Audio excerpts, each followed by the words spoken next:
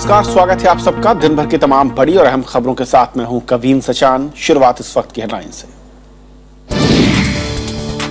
भारतीय मछुआरों पर श्रीलंकाई प्रधानमंत्री का भड़काऊ बयान, विदेश मंत्री ने मुलाकात में उठाया मुद्दा, मानवीय आधार पर सुलझाने की सलाह। रेप के आरोपी की हत्या के बाद दीमापुर में हालात काबू में, आरोपी अब भी गिरफ्त से दूर, न्यायिक जांच के आदेश, केंद्र ने मांगी रिपोर्ट।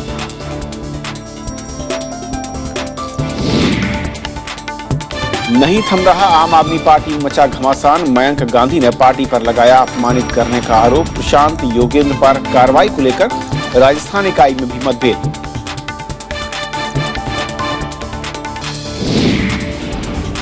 नए विवादों में जम्मू कश्मीर की मुफ्ती सरकार, राजनीतिक कैदियों की रिहाई पर बीजेपी को आपत्ति, शिवसेना की बीजेपी को नसीहत।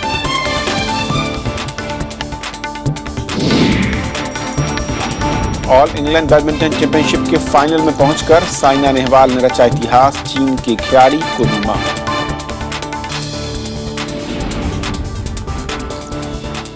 और आइए देखते हैं हमारी आज की पहली खबर।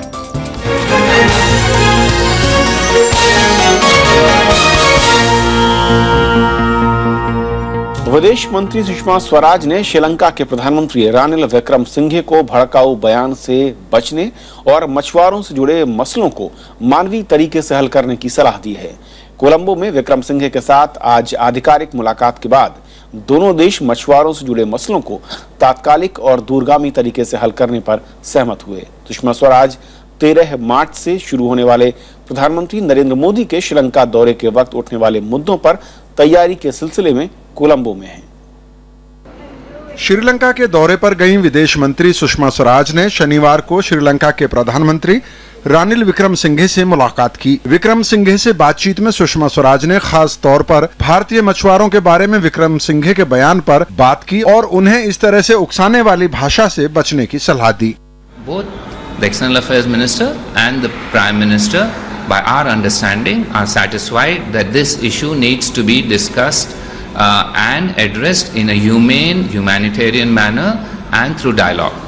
श्रीलंका के प्रधानमंत्री रानिल विक्रमसिंघे ने बयान दिया था कि श्रीलंका की सीमा के अंदर आने वाले भारतीय मछुआरों को गोली मार दी जाएगी। भारत में श्रीलंका के इस बयान की तीखी आलोचना हुई है।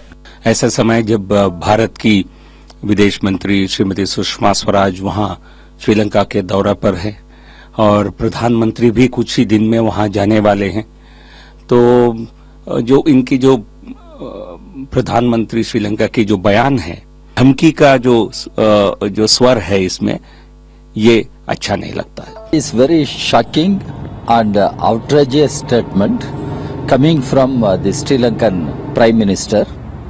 The change of government in Sri Lanka has not brought any change in its policy towards Indian fishermen. अगर कथन है दुर्भाग्यपूर्ण है, ये एक समस्या है जिस पे भारत ने कई बार श्रीलंका से बातचीत की है।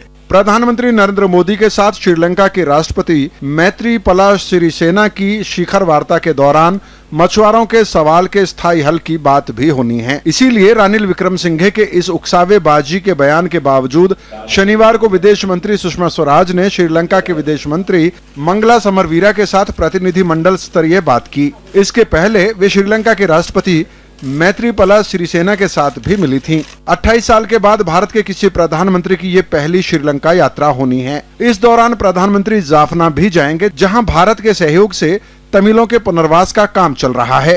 श्रीलंका के प्रधानमंत्री और राष्ट्रपति एक ही राजनीतिक गठबंधन में होने के बावजूद अलग अलग राजनीतिक दलों से आते हैं, इसलिए रानिल विक्रमसिंघे के बयान को भारत पर दबाव बनाने की रणनीति के रूप में देखा जा रहा है। लेकिन भारत पर इसका असर कोई नहीं पड़ेगा, क्योंकि प्रधानमंत्री नरेंद्र मोदी खुद ही श्रीलंका को सामरिक और विकास के मामले में कई तरह की सहूलियतें देने के पक्ष में हैं।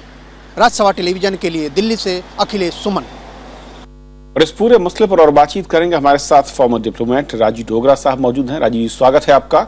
सबसे पहले तो जिस तरीके से मैं कहूं कि श्रीलंका के प्रधानमंत्री का जो बयान है मछुआरों को लेकर, असल में किस तरीके का ये बयान है? कुछ लोग इसे कह रहे हैं कि प्रधानमंत्री नरेंद्र मोदी के दौरे से ठीक पहले रिश्तों में तल्खी ला सकता है। क्या आप इस नजरिए से देखते हैं या फिर इसके पीछे की कुछ और वजह है, वहां के अंदरूनी कारण है, वहां के हालात हैं? देखिए, हर चीज को वहां के अंदरूनी कारण या वहां के हालात के साथ जोड़ना तो मेरा ख्याल ठीक नहीं होगा। ये प्रधानमंत्री का बयान है और श्रीलंका काफी देर से डेमोक्रेसी है और उनके पॉलिटिशियंस कोई आर्मी से नहीं आते, ज्यादातर आर्मी से नहीं आते, वो पॉलिटिक्स से हैं। तो मतलब सुलझे समझे तरीके से ये बयान दिया गया है और ये बयान तब दिया गया है जब भारत की विदेश मंत्री वहां पहुंचने वाली थी और भारत के प्रधानमंत्री एक हफ्ते के बाद आने वाले थे। दूसरा ये है कि इस मुद्दे की हिस्टोरिक बैकग्राउंड क्या है। 1991 से लेके 2011 तक 80 भारतीय मछुआरों को गोली मार के मारी गई थी, जिससे वो मरे थे श्रीलंका नेवी के द्वारा। उसी दौरान 160 इंडियन मछुआरों को इंजर किया था श्रीलंका नेवी ने गोली मार के। उसके बाद भी बहुत दर्दनाक किस्से होते रहे हैं, जहां कभी तो वो बोट के साथ बांध के अपनी किश्ती के साथ बांध के ड्रैग करते हैं समुंदर में इंडियन मछुआरों को, कभी उनको मार पिटाई करते हैं। तो ये जो है मसला जो है ये जल्दी सुलझने वाला नहीं है। अगर सुलझने वाला होता तो 1 महीना पहले तो वहां के राष्ट्रपति यहाँ आए हुए थे, तब भी ये डिस्कस हुआ था। दूसरी बात ये है कि क्या ये इतनी आसान चीजें हैं। आपको याद होगा पिछले राष्ट्रपति ने बड़े देर के बाद 2 इंडियन मछुआरे जो डेथ रो पे थे ड्रग स्मगलिंग चार्ज पे, उनको डेथ रो से छोड़ दिया। पर अभी तक वो रहस्य ये नहीं पता लगा कि ड्रग्स जो श्रीलंका में रिसीव करने वाले थे उनके साथ कोई कानूनी कार्रवाई की या इंडिया से जिन्होंने ड्रग्स भिजवाई थी उनके साथ कुछ कानूनी कार्रवाई की। लेकिन राजेश साहब, सवाल ये कि जब प्रधानमंत्री चीजें जो हैं, प्रधानमंत्री भारत के जाने वाले हों, और वाकई ये बहुत अहम है कि मछुआरों का मुद्दा दशकों पुराना है और इसे लेकर हमेशा विवाद राय से सुलझाना, मैं कहूं कि एक लंबा प्रोसेस हो सकता है। लेकिन उससे पहले इस तरह के बयान देना कि हमारे जल क्षेत्र में अगर भारतीय मछुआरे आते हैं तो उन्हें गोली भी मारी जा सकती है, क्या वाकई ये एक दबाव बनाने की रणनीति का हिस्सा दिख रहा है बातचीत से पहले? मेरे को तो यही लगता है। मैं एक और बात बताना चाहता हूं जी कि देखिए, इंडियन मछुआरे तो छोटी मोटी मच्छियां लेके और छोटी मोटी कैच लेके खुश हो जाते हैं, पर जो रियल मछुआरे हैं वो हैं जापान के और चाइना के, जो श्रीलंकन फ्लैग के अंदर ऐसे बड़ी बड़े कैचेस लेते हैं साल में, मिलियन टन्स के बराबर है। भारतीय मछुआरे तो 50,000 टन लेके शायद खुश हो जाते होंगे। जो रियल कैच है वो ईयू के शिप्स, जापान के और चाइना के, वो टेक्निकल ये मुद्दा बना लेते हैं कि भाई किसी को श्रीलंकन पार्टनर बना दिया तो श्रीलंकन फ्लैग में करते हैं। सो ऑब्वियसली इसके पीछे कोई श्रीलंकन प्रेशर जरूर बनाना चाहते हैं। अगर हमने रिएक्ट नहीं किया, हमने अपने मछुआरों की डेथ पे रिएक्ट नहीं किया है, तो वो हमारी कमजोरी है जिसका श्रीलंकन फायदा उठा रहे हैं। दूसरा ये है कि 1974 में जो इंडिया श्रीलंका एग्रीमेंट हुआ था उसमें बहुत क्लियर था कि इंडियन मछुआरे उस तरफ जाके फिशिंग कर सकते हैं। मैं इसी पॉइंट पर आना चाह रहा था कि जो समझौता हुआ था इससे पहले उसमें कई दिशा निर्देश थे या कुछ बातों पर दोनों ही पक्ष सहमत थे। क्या ये माना जाए कि उन सहमति के बिंदुओं पर भी अब श्रीलंका तैयार नहीं उस पर आगे अमल करने को, जिस तरीके की भाषा अब हो रही है? अगर वो तैयार नहीं है तो अच्छा ही है। तो हम वो पूरा जो किस्सा है कच्छातीवू का, जो इंडिया की जनरोसिटी के कारण उनको चला गया, वो भी प्रश्न खोल सकते हैं, वो भी पृष्ठ खोल सकते हैं और हमको खोलना भी चाहिए। जिस तरह का श्रीलंका का हमारे साथ व्यवहार है वो कोई ऐसा बहुत ज्यादा घनिष्ठता का या दोस्ती का नहीं है। और दूसरी चीज ये है कि चीन और पाकिस्तान की जो दोस्ती है श्रीलंका की, वो उसको भी मिनिमाइज नहीं करना चाहिए। उसमें भी कई पहलू हैं और जिसमें डिफेंस का भी पहलू है जो बहुत इंपॉर्टेंट है। और जिस तरीके से सुषमा स्वराज ने आज मुलाकात के उस मुद्दे को उठाया कि मानवीय आधार पर बातचीत हो, उस पर फैसला लेना चाहिए, क्या आपको लगता है कि श्रीलंका की सरकार, वहां के प्रधानमंत्री जो एक रास्ता दिख सकता था, जो एक बीच का रास्ता हो सकता है, जिस पर अब तक लगातार मैं कहूं कि रुख रहा है भारत का, उसकी तरफ बढ़ने की कोशिश होगी, या फिर कुछ दूसरे फैक्टर्स हैं जिसके चलते उनका रुख पहले से ज्यादा तल्ख होने जा रहा है? देखिए, उम्मीद तो यह करनी चाहिए कि डिप्लोमेसी सक्सीड करेगी और दोनों साइड से कोशिश होगी कि किसी तरह इस मामले को सुलझाना चाहिए। और सुषमा स्वराज जी जो जाके इस चीज के ऊपर बातचीत कर रही हैं, वो ठीक कदम है, डिप्लोमेटिकली करेक्ट कदम है, और प्रधानमंत्री भी उसको आगे बढ़ाएंगे। पर इससे मामला सुलझने वाला नहीं है। भारतीय मछुआरों की कश्ती गलती से या जानबूझ के या कैच के कारण या लोभ के कारण स्ट्रे करेंगी, तो सिर्फ इस गलती के लिए, जैसे श्रीलंका के प्रधानमंत्री कह रहे हैं, उनको मार डालना चाहिए, ये कहां की इंसानियत है? सो इसमें कहीं ना कहीं भारतीय कोस्ट गार्ड या भारतीय नेवी का भी दखल होना चाहिए कि भाई इंडियन नेशनल को आप ना इल ट्रीट कर सकते हैं, ना उनको मार सकते हैं। तो ये भारत को सोचना होगा कि कहां तक हम श्रीलंका का दबाव इस चीज पे सहते रहेंगे। अजीत डोगर साहब, बहुत बहुत शुक्रिया इस पूरे मसले पर बातचीत करने के लिए, बहुत शुक्रिया आपका। तो ये थी हमारी पहली खबर। फिलहाल रुकेंगे एक ब्रेक के लिए। ब्रेक के उस पार दिन भर की दूसरी बड़ी खबरें।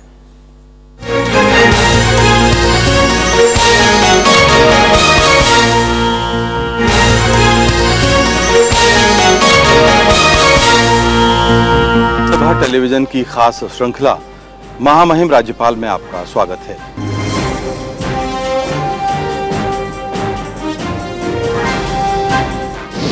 आज हमारे दिव्य देश में प्रजातंत्र सुखदायी, प्रजातंत्र का काम प्रजा की होती रहे भलाई। तो प्रजातंत्र के माध्यम से सत्ता में आने के बाद प्रजा की भलाई के बारे में कौन सोचता है? मेरा जीवन विरोधाभास से भरा रहा है। जो मैंने सोचा था वो हुआ नहीं, और जो नहीं सोचा था वो हुआ। महामहिम राज्यपाल में इस बार हरियाणा के राज्यपाल कप्तान सिंह सोलंकी से मुलाकात, सिर्फ राज्यसभा टेलीविजन पर। In the Maths Factor, we travel through time and space and see how maths has evolved and how it is a part of the world around us. Join us on Rajya Sabha Television. Watch the Maths Factor every Sunday at 8.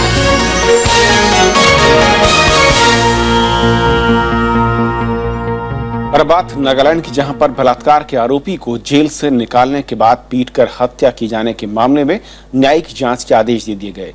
केंद्र ने भी राज्य सरकार से इस मामले की report मांगी है। असम से सटे नागालैंड के दीमापुर जिले में हालात काबू में हैं और एहतियातन धारा 144 लगाई गई है। मामले में अब तक 3 अधिकारियों को सस्पेंड किया जा चुका है, लेकिन किसी की गिरफ्तारी अभी तक नहीं हुई है। दीमापुर में हालात तेजी से सुधर रहे हैं। केंद्रीय अर्धसैनिक बलों की 14 कंपनियों की तैनाती के बीच कुछ इलाकों में कर्फ्यू जारी है और धारा 144 भी लगाई गई है। दीमापुर के डीएम और एसपी के बाद सेंट्रल जेल के सुपरिंटेंडेंट को भी सस्पेंड कर दिया गया है। इस बीच पुलिस फायरिंग में घायल 5 में से एक व्यक्ति ने शनिवार को दम तोड़ दिया। Curfew is on, and then this situation is under control of the police and the state enforcement agencies. Things are improving because the worst part has already over, so I think normally things are improving. पड़ोसी राज्य असम से सटे होने की वजह से दीमापुर में सुरक्षा को लेकर सरकार सतर्क है। दरअसल 5 मार्च को लगभग 10,000 की भीड़ ने यहां की सेंट्रल जेल से बलात्कार के आरोपी सैयद फरीद खान को जबरन निकाला और बाद में पीट कर उसकी हत्या कर दी। फरीद असम के करीमगंज का रहने वाला था और एक नागा लड़की से बलात्कार के आरोप में जेल में बंद था। असम के मुख्यमंत्री तरुण गोगोई ने अर्धसैनिक बलों पर युवक की हत्या को रोकने में नाकाम रहने का आरोप लगाया है और केंद्र सरकार से दोषियों के खिलाफ कार्रवाई की मांग की है। इस मामले पर विभिन्न प्रतिक्रियाएं भी मिल रही हैं। किसी को भी कानून हाथ में लेने का अधिकार नहीं है, लेकिन गवर्नमेंट को भी ये सोचना चाहिए और लोगों को ये सोचना चाहिए कि लोगों की जो मानसिकता है कि वो रेपिस्ट को नहीं टॉलरेट करते हैं। अगर सही वक्त पे सही कदम उठाया होता तो लोगों ने अपने हाथ में कानून नहीं लिया होता। Government of this country, you will have to address the real issues and ensure that women their constitutional rights.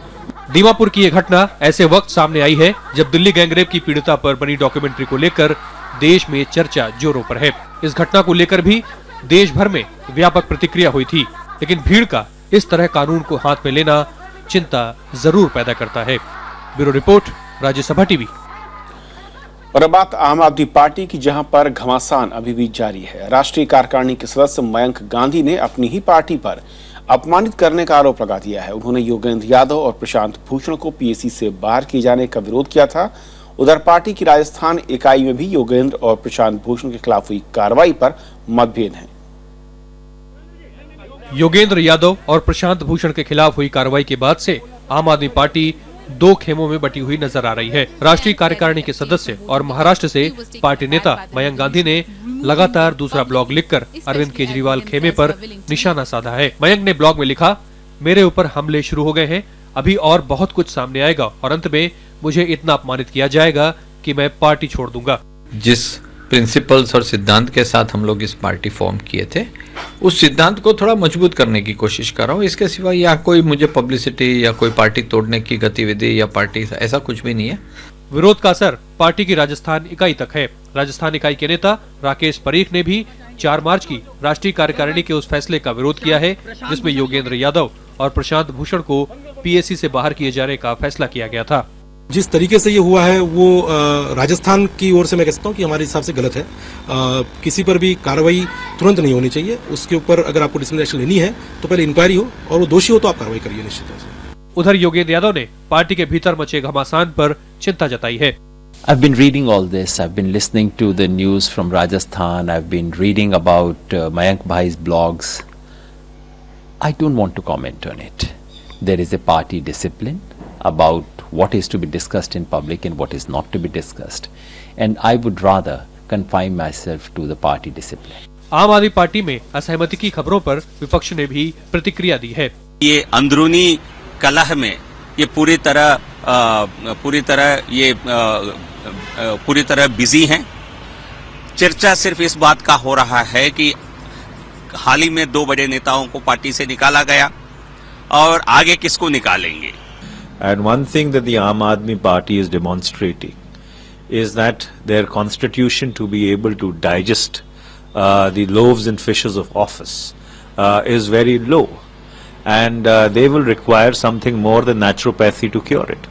दरअसल मयंक गांधी ने योगेंद्र यादव और प्रशांत भूषण पर हुई कार्रवाई के लिए पार्टी संयोजक और दिल्ली के मुख्यमंत्री अरविंद केजरीवाल को सीधे जिम्मेदार ठहराया था। बाद में आशीष खेतान ने ट्वीट के जरिए नेताओं को बयानबाजी की बजाय कामकाज की हिदायत दी थी। Bureau report, Rajya Sabha TV.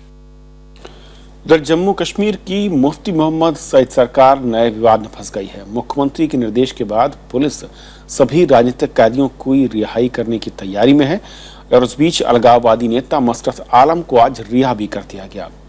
आलम पर 2008 और 2010 में सुरक्षा बलों पर पथराव करने का आरोप है। हालांकि बीजेपी ने इस रिहाई को लेकर खासी आपत्ति जताई थी। जम्मू कश्मीर के मुख्यमंत्री मुफ्ती मोहम्मद सईद से जुड़ा नया विवाद जम्मू कश्मीर के राजनीतिक कैदियों को लेकर है। राज्य के पुलिस प्रमुख से बुधवार को मुलाकात के दौरान मुफ्ती ने उन राजनीतिक कैदियों को रिहा करने का निर्देश दिया जिन पर आपराधिक आरोप नहीं है। पुलिस अब इस आदेश पर अमल करने की तैयारी में है। It is very clear in the papers, you have read it. There is nothing for me to add. It's all there. It's all in the open. It's in the news. I don't have to talk anything about it. Any direction coming from the government would be looked into, would be worked out. BJP ने मुफ्ती मोहम्मद सईद के इस निर्देश पर कड़ी नाराजगी जताई है। BJP का कहना है कि मुख्यमंत्री को न्यूनतम साझा कार्यक्रम का पालन करना चाहिए।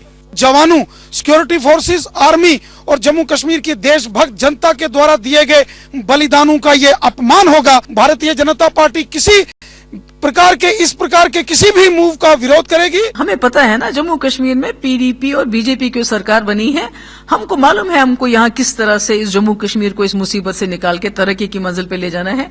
उधर शिवसेना ने भी पीडीपी के साथ हाथ मिलाने पर बीजेपी को नसीहत दी है। राजनीति में जब निर्णय लेते हैं तो कटुता भी आती है, लेकिन मजबूरी होती है देश के लिए, स्टेट के लिए। तो इसी तरह से एक निर्णय अगर बीजेपी ने लिया है तो जरा संभल के आने वाले दिनों में पीडीपी के साथ व्यवहार करना होगा। बीते रविवार को मुख्यमंत्री पद की शपथ लेने के तुरंत बाद मुफ्ती मोहम्मद सईद ने राज्य में शांतिपूर्ण चुनाव का श्रेय अलगाववादियों और पाकिस्तान को दिया था। इस पर संसद में अवरोध के बाद प्रधानमंत्री ने मुफ्ती के बयान से किनारा करते हुए सफल चुनाव का श्रेय जनता को दिया था। Bureau report, Rajya Sabha TV. Biju Janata Dal ने केंद्र सरकार पर ओडिशा के साथ पक्षपात करने का आरोप लगाया है और इसके खिलाफ पार्टी सांसदों को संसद के दोनों सदनों में सरकार की नीतियों का विरोध करने के निर्देश दिए गए। ओडिशा के मुख्यमंत्री और पार्टी प्रमुख नवीन पटनायक ने लोकसभा और राज्यसभा के सभी सांसदों को भुवनेश्वर में बैठक कर ये निर्देश दिए। बीजू जनता दल का आरोप है कि वित्त आयोग की रिपोर्ट के अलावा बजट में भी राज्य के साथ पक्षपात किया गया है, जबकि ओडिशा के कोयला ब्लॉकों के आवंटन में भी राज्य को उचित हिस्सा नहीं मिल रहा। बीजू जनता दल की लोकसभा में 20 और राज्यसभा में 8 सांसद हैं। We've had detailed discussions of how the members of parliament should follow up on various issues relating to Odisha and for the benefit of our state. Nirbhaya कांड पर बनी डॉक्यूमेंट्री मामले में बार काउंसिल ऑफ इंडिया ने 2 वकीलों को कारण बताओ नोटिस जारी किया है। ये दोनों बचाव पक्ष के वकील हैं। इस बीच ब्रॉडकास्टर्स एडिटर्स एसोसिएशन ने डॉक्यूमेंट्री पर पाबंदी को गलत करार दिया। उधर 9 मार्च को अमेरिका में बीबीसी की डॉक्यूमेंट्री इंडियाज डॉटर का प्रीमियर रखा गया है। बीबीसी की डॉक्यूमेंट्री में महिलाओं पर टिप्पणी करने वाले 2 वकीलों के खिलाफ बार काउंसिल ने कड़ा रुख अपनाया है। काउंसिल की बैठक के बाद बचाव पक्ष के वकील एमएल शर्मा और एपी सिंह को कारण बताओ नोटिस भेजा गया है। दोनों वकीलों पर डॉक्यूमेंट्री में महिलाओं के खिलाफ अपमानजनक टिप्पणी करने का आरोप है। नोटिस के बाद उनका जब जवाब आता है तो हम एग्जामिन करेंगे कि ये प्रोफेशनल मिसकंडक्ट का केस बनता है या नहीं बनता है। अगर बनता है तो हम आगे की कार्रवाई करेंगे, नोटिस करेंगे और जो भी उनको सजा देनी होगी या क्या करना है वो कमेटी डिसाइड करेगी। दोनों वकीलों ने आरोपों को खारिज किया है और कोई नियम नहीं तोड़ने की बात कही है। जो लोग कहते हैं कि ये डॉक्यूमेंट्री में मिस्टर शर्मा का स्टेटमेंट है, निश्चित रूप से उन्होंने इस डॉक्यूमेंट्री को देखा है, उन्होंने इस डॉक्यूमेंट्री को डाउनलोड किया है, खुद देखा है, लोगों को दिखाया है, लोगों को बताया है। वो ये भूल गए कि कोर्ट के ऑर्डर के बाद ये तीनों ही एक्शन कंटेम्प्ट ऑफ कोर्ट और क्रिमिनल ऑफेंस में आते हैं। जो भी आदेश बार काउंसिल का होगा, जिस तरह का भी जो भी आदेश होगा उसको हम मानेंगे, हम उसकी कंप्लायंस करेंगे, पूरी तरह से हम बाध्य हैं, मानेंगे उसको। वरिष्ठ अधिवक्ताओं ने भी बचाव पक्ष के वकीलों के बयान को गैर पेशेवर बताया है। The lawyer's remarks are not only grossly irresponsible, but they are unbecoming of a member of a legal profession, because you can't be demonizing half the humanity, the entire women. उधर ब्रॉडकास्ट एडिटर्स एसोसिएशन ने भी BBC की documentary पर पाबंदी का विरोध किया है। राव 92 में जो 8 रेस्ट्रिक्शंस हैं, उन 8 रेस्ट्रिक्शंस को छोड़ के और कोई भी रेस्ट्रिक्शंस इस पे नहीं लगाना चाहिए। तो ऐसे में बड़ी सीधी सी बात है कि इस फिल्म को रोका नहीं जाना चाहिए, इस फिल्म को दिखाया जाना चाहिए। सरकार की पाबंदी के बावजूद बीबीसी 9 मार्च को अमेरिका में डॉक्यूमेंट्री का प्रीमियर करने जा रहा है। इसमें हॉलीवुड की कई नामचीन हस्तियों को बुलाया गया है। ब्रिटेन में बीबीसी के चैनल 4 ने 4 मार्च को डॉक्यूमेंट्री का प्रसारण किया था। एक दिन पहले ही भारत सरकार ने इस पर पाबंदी लगाई थी। वहीं 8 मार्च को दूसरे देशों में भी डॉक्यूमेंट्री के प्रसारण की योजना है। नवविक्रम सिंह, राज्यसभा टीवी। देश के कई राज्यों में स्वाइन फ्लू से आज 30 और लोगों की मौत हो गई। मृतकों में जाने माले रंगकर्मी जितेंद्र रघुवंशी भी शामिल हैं। इस बीमारी से मरने वालों की कुल संख्या अब 1319 पर पहुंच गई। स्वास्थ्य मंत्रालय के ताजा आंकड़ों के मुताबिक इस बीमारी के अभी तक 24,661 से ज्यादा मामले सामने आ चुके हैं। स्वाइन फ्लू से सबसे ज्यादा गुजरात में 324, जबकि उसके बाद राजस्थान में 305 मौतें हुई। पश्चिमी विक्षोभ के चलते दिल्ली, एनसीआर समेत उत्तर भारत के कई इलाकों में आज तेज बारिश हुई। बारिश ने किसानों की चिंताएं बढ़ा दी हैं। इस महीने की शुरुआत में भी 3 दिन तक लगातार उत्तर और मध्य भारत के कई राज्यों में बारिश से रबी की फसल को नुकसान पहुंचा था। संसद में भी इसे लेकर चिंता जाहिर की गई थी और राज्यसभा में 4 मार्च को इस मुद्दे पर अल्पकालिक चर्चा में राधा मोहन सिंह, जो कि कृषि मंत्री, उन्होंने बताया था कि बेमौसम बारिश के चलते देश में करीब 50 लाख हेक्टेयर की फसल को नुकसान पहुंचा है। बुरी खबर यह है कि मौसम विभाग ने अगले 2 दिनों में मैदानी इलाकों में बारिश के साथ जम्मू कश्मीर और हिमाचल में भारी बर्फबारी की आशंका जाहिर की है। अभी वेस्टर्न डिस्टर्बेंस के कारण पहाड़ों में बर्फबारी ऑलरेडी शुरू हो गई है और प्लेन्स में थंडर स्टॉर्म एक्टिविटी ऑलरेडी शुरू हो गई है। अगर हम शाम की बात करें तो एक थंडर कन्वेक्टिव सेल हरियाणा के वेस्ट में डेवलप हुआ और वो पूरा हरियाणा को कवर करता हुआ और दिल्ली को छूता हुआ वेस्ट यूपी की तरफ चला गया है। इस तरह की जो एक्टिविटी है आगे 2 से 3 दिन बनी रहेगी। खासतौर से जो एक्टिविटी होगी ये अब से और कल शाम तक ज्यादा रहेगी। और एक अच्छी खबर, साइना नेहवाल ने ऑल इंग्लैंड बैडमिंटन ओपन के फाइनल में प्रवेश कर इतिहास रच दिया। सेमीफाइनल में साइना ने चीन की सुन यू को मात दी है। साइना चैंपियनशिप के फाइनल में पहुंचने वाली पहली भारतीय महिला शटलर। भारत की तरफ से पुरुष वर्ग में इस मुकाबले को जीतने का रिकॉर्ड प्रकाश पादुकोण और पुलेला गोपीचंद के नाम रहा है। साइना ने सुन यू को सीधे 2 गेम में हराया। अपनी इस जीत के तुरंत बाद साइना ने कहा कि क्वार्टर फाइनल के ठीक 1 दिन बाद खेलना बेहद मुश्किल था, लेकिन उन्होंने बेहतरीन खेल का प्रदर्शन किया।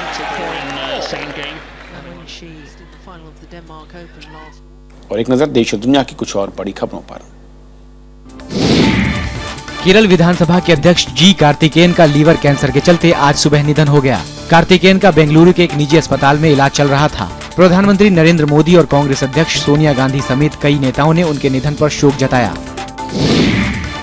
जम्मू श्रीनगर राष्ट्रीय राजमार्ग आज एक तरफ से यातायात के लिए खोल दिया गया। पिछले 5 दिनों से तेज बारिश और भूस्खलन से मार्ग बंद था। मार्ग बंद होने से यात्रियों को दिक्कतों का सामना करना पड़ रहा था। पाकिस्तान ने शुक्रवार को 45 भारतीय मछुआरों को गिरफ्तार कर लिया। इन मछुआरों को कराची में पुलिस के हवाले किया गया है। गिरफ्तार मछुआरों को मजिस्ट्रेट के सामने पेश किया जाएगा। यूनेस्को ने प्राचीन इराकी शहर नीमरूद पर हुए आईएस के बर्बर हमले की कड़े शब्दों में निंदा की है। यूनेस्को प्रमुख इरीना बोकोवा ने इस हमले को एक जघन्य अपराध बताया है। उन्होंने कहा कि आतंकियों का प्राचीन शहरों को निशाना बनाना संस्कृति के लिए एक बड़ा खतरा है। विश्व कप में आज पाकिस्तान ने दक्षिण अफ्रीका को 29 रनों से हरा दिया। पाकिस्तान के 222 रन के जवाब में दक्षिण अफ्रीका को डकवर्थ लुईस नियम के आधार पर 232 का लक्ष्य मिला, लेकिन अफ्रीका की टीम 33.3 ओवरों में 202 रन पर ढेर हो गई। वहीं एक दूसरे मुकाबले में आयरलैंड ने जिम्बाब्वे को 5 रनों से मात दे दी। तो खबरों के आज के सफर में इतना ही। नमस्कार।